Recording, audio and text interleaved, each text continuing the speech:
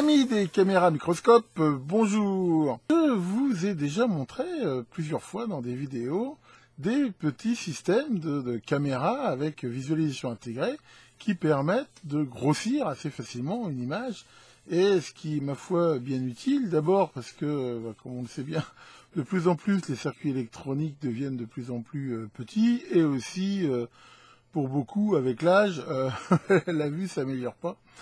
Hein, je veux dire, enfin, c'est pas une nouveauté. Ici quelques temps, je vous avais montré une caméra que je comptais et que j'ai d'ailleurs offert en cadeau à un ami.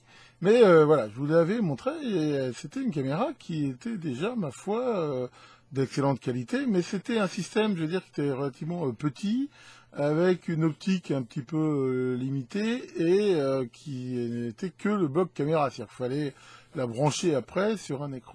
Alors moi, même si je suis pas mécontent de ces petits microscopes Mustool là que je vous ai déjà montré, je trouvais quand même que l'écran était petit, la résolution un peu limite, et ça me titillait d'avoir quelque chose d'un petit peu mieux. Et j'ai vu sur Banggood en fait une sorte de bundle en fait, où il y a à la fois la caméra, une optique qui est, enfin, je vais dire, donnée pour être de très bonne qualité, un système d'éclairage qui est, je veux dire, par-dessus, réglable, et surtout, c'est ça qui est intéressant, un petit moniteur avec un écran quand même beaucoup plus grand, ce qui fait que ça marche quand même de façon autonome, on n'est pas obligé de brancher ça sur un autre écran, mais voilà, je pense que, enfin, ça me disait d'essayer ce truc-là en disant qu'il y aurait sans doute une meilleure qualité. C'était, ma foi, relativement long à venir, hein, parce qu'avec toutes ces histoires de Covid et tout, enfin, je veux dire, ça aide pas le business, mais enfin, toujours est-il que je l'ai enfin reçu, et je vous propose, comme d'habitude, de le découvrir avec moi. Bon, alors j'ai reçu ça dans ce carton-là, carton qui, ma foi, a l'air d'avoir quand même pas mal souffert. Alors, on voit que c'était scotché. Enfin, ce que j'espère surtout, c'est qu'à l'intérieur, c'est pas abîmé. Donc, on va découvrir ensemble ce qu'il y a à l'intérieur.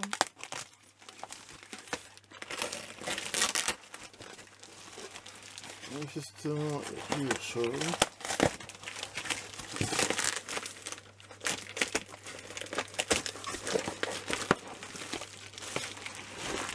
Donc il y a ce socle en métal là, pas l'air d'avoir trop souffert. Ensuite, il y a le moniteur. On va pouvoir regarder ça de plus près, qui a l'air aussi quand même pas endommagé. Ensuite, nous avons différentes pièces qu'on va regarder de plus près. Voilà, et un petit DVD qui doit contenir des softs. Ici, le système manifestement d'éclairage. Et je suppose à l'intérieur de cette boîte en polystyrène,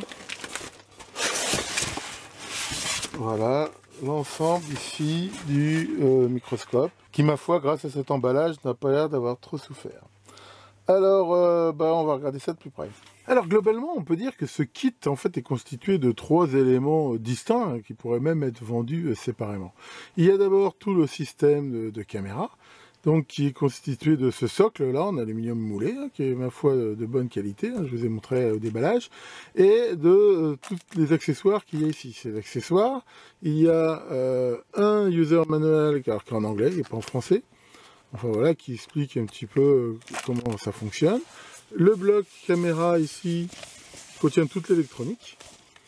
Voilà, hein, donc là on va avoir un certain nombre de réglages. On peut le brancher en USB. Donc si on le branche en USB, il est directement reconnu comme une caméra, en fait comme une webcam. Donc déjà, à la limite, même sans installer aucun software, on peut l'utiliser. Il y a une sortie HDMI, donc il peut le brancher sur, comme on va le voir, sur n'importe quel moniteur.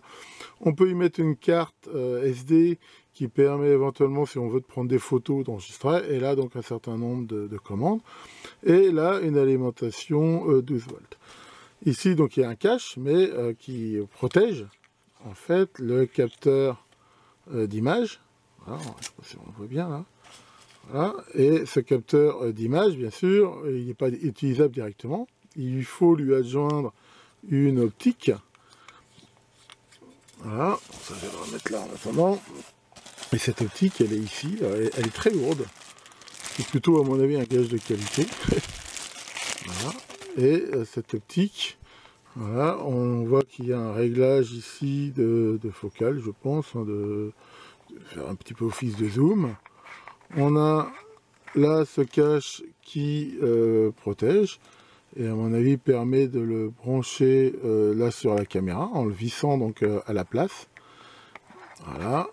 Et là on a voilà, l'objectif ici qui est aussi protégé par ce cache. Et donc tout ça bien sûr est fait pour être monté sur un support qui est livré avec, on le voit ici, hein, qui va permettre de le monter sur cette tige qui elle-même se monte sur le plateau. Bon, je déballe pas tout encore, mais bien sûr je vais vous montrer ça une fois monté. Alors on peut voir qu'il y a aussi le câble USB qui permet de le relier à l'ordinateur, une alimentation 12 volts. Alors là par contre attention, c'est de la prise US. Bon, ils n'ont pas livré d'adaptateur avec, d'habitude ils le font, bon, ça se trouve assez facilement. Et là, donc une clé de montage, plus cette télécommande qui permet éventuellement justement de changer de mode, de prendre des photos ou de filmer sans être obligé de rappuyer sur les boutons. Donc ça, c'est cette première partie du kit. Ensuite, il y a l'éclairage. C'est bien sûr intéressant, et là c'est un éclairage, on peut le voir, qui est annulaire. Là, on voit que c'est toute cette rangée de LED autour, avec un interrupteur marche arrière, on peut l'ouvrir, voilà, qui permet de le mettre en route ou de l'arrêter, et ici un bouton qui permet de régler l'intensité. Donc là on voit que c'est fait pour venir se mettre autour de la collerette, ce qui assure un éclairage homogène. Et alors c'est aussi vendu avec cette alimentation 12 volts qui permet donc de l'alimenter. Et troisième partie de ce kit, cet écran qui permet de l'utiliser de façon autonome, hein, si justement on veut le brancher, et avec un bras qui est livré aussi pour pouvoir justement le brancher. Donc là il y a aussi un petit manuel en anglais, l'écran lui-même. On peut le voir ici, donc l'écran a l'air d'assez bonne qualité, le boîtier est métallique, on voit ici un certain nombre de réglages, et là on peut voir aussi différentes entrées. On a une entrée vidéo sous forme BNC ou Kinch, une entrée HDMI, une entrée VGA, et ici l'alimentation, comme ça. Donc ce petit écran qui va donc permettre de regarder en direct. Et bien sûr il y a avec un certain nombre d'accessoires, à savoir le système de potence pour le monter, les différents câbles, et aussi là on retrouve cette alimentation, encore une fois prise américaine, et qui elle aussi donne du 12 volts. Alors ce qui est évident, moi de toute façon je ne vais pas m'emmerder avec 3 alimentations séparées. Donc comme c'est fait pour être utilisé dans mon lab, je vais tout regrouper en fait avec un système de connecteurs de façon à ce que ça s'alimente avec une seule alimentation. Alors que ça tombe bien, c'est quand même que du 12 volts. Donc voilà en gros les parties qu'on a. Alors moi qu'est-ce qui m'intéressait ici dans ce kit? Justement c'est le fait que ça ne soit pas tout intégré. C'est-à-dire qu'on peut l'utiliser avec un grand écran si on veut. Et surtout, et c'est aussi ça qui m'a séduit, c'est que ce petit moniteur, comme on voit, il n'est pas forcément dédié à l'usage du microscope. Et voilà, ça va me permettre d'y brancher d'autres, vu que ça accepte des signaux vidéo analogiques, du SVGA, un petit écran qu'on peut utiliser un peu à toutes les sauces. Et j'ai trouvé que c'était intéressant d'en profiter. Donc maintenant, maintenant je vais monter tout ça et on va regarder ce que ça donne. Bien, voilà, alors j'ai monté tout le bignou, alors là je suis obligé de me reculer pas mal hein, pour qu'on puisse le voir, hein, parce qu'on voit que ça fait quelque chose d'assez imposant. Hein, il y a donc ce plateau là en aluminium injecté, sur lequel vient se mettre ce mât, sur lequel vient ensuite, hein, comme on peut le voir ici, vient cette impressionnante optique qui supporte l'éclairage et le bloc caméra. Et à côté, donc il y a cette potence sur laquelle on peut mettre l'écran. Alors, comme je l'ai dit, hein, moi je ne veux pas m'emmerder avec tous ces adaptateurs secteurs. J'ai simplement relié 3 prises, voilà, avec un seul et unique câble. avec ces prises que j'utilise, sur lesquelles bien sûr en plus j'ai mis un TVS, ce qui fait que si par malheur je branche ça à l'envers ou avec trop de tension, ça évitera de tout cramer. Alors allons-y pour brancher. Donc là je vais le brancher sur mon alim rigole que j'ai réglé pour 12 volts. Voilà, et donc je mets en route, on. Voilà, donc là on peut voir que les différents voyants s'allument ici et que ça démarre. Voilà, là on voit, ça fait l'écran d'accueil et toc. Donc, comme j'ai dit, on a l'éclairage, un éclairage qu'on peut mettre ou ne pas mettre, c'est en option. Et on peut ici régler son intensité. Et l'avantage, c'est comme ça vient tout autour de l'objectif, ça fait un éclairage assez homogène. Et ensuite, on a ici l'image, et je ne vous cache pas que je suis assez bluffé par la qualité. Voilà par exemple là sur un circuit que j'ai fait, et honnêtement la qualité est phénoménale. Donc on peut faire déjà un réglage en approchant plus ou moins avec la potence, et derrière on a ici voilà ce réglage là qui permet aussi de régler le grossissement. Voilà, une sorte de zoom en fait qui permet, voilà, on peut le voir, on peut aller à des grossissements relativement très importants. Alors je sais pas si je vais à fond. Voilà, on voit que c'est vraiment, on a besoin de détails. C'est vraiment très très précis. Alors bien sûr, plus le grossissement sera gros, plus voilà, on a la mise au point que sur une distance. Là par exemple, je suis sur la pâte très grossie du circuit intégré, où là il faut que je descende un peu si je veux avoir le détail du support. Et hop, là je peux zoomer en arrière, et à ce moment-là, évidemment, il faut que je refasse là la mise au point. Et j'ai bien sûr là une image beaucoup moins grossie. Donc voilà, c'est vraiment d'excellente qualité, et comme on peut le voir en fait à la base, il n'y a absolument pas besoin de réglage, je veux dire, c'est plug and play. On branche et ça fonctionne vraiment très bien. Donc, alors c'est vrai que je pensais que ça serait peut-être un peu gênant que l'écran soit pas pile en face, mais en fait non. Et alors ce qu'on peut voir, et c'est ça aussi que je trouve sympa, c'est qu'on laisse une distance qui est quand même bien appréciable entre l'objectif et le circuit. Ce qui fait que si on veut par exemple, imaginons que je veuille souder, j'ai largement la place, quoi. Je suis pas comme ça, comme sur certains microscopes, vraiment très très près ici.